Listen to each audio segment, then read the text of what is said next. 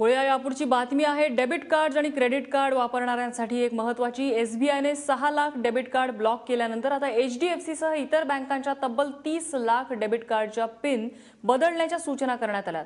पण हे नेमकं झालंय कशामुळे आपण जाणून घेऊया।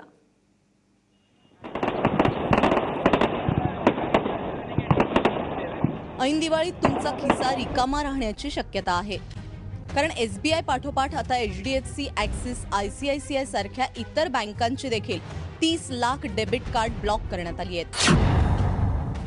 आणि त्याचं कारण आहे डेबिट कार्डच्या गोपनीय माहितीची चोरी। त्यामुळे या बँकांकडून तुम्हाला पिन बदलण्यासाठी एसएमएस किंवा ईमेल आला असेल तर त्याकडे दुर्लक्ष करू नका।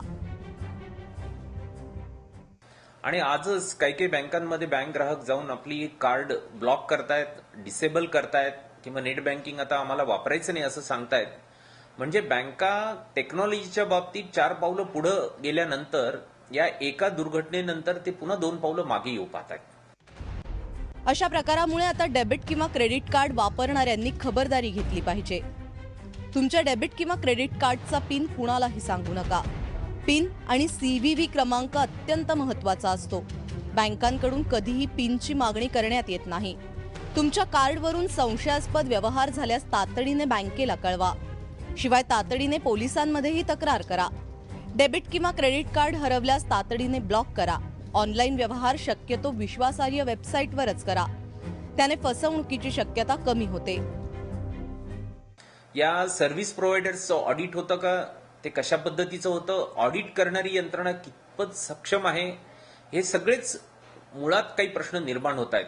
ते प्रश्न भारतातल्या बँकिंग इंडस्ट्रीला आता ऍड्रेस करावे लागतील।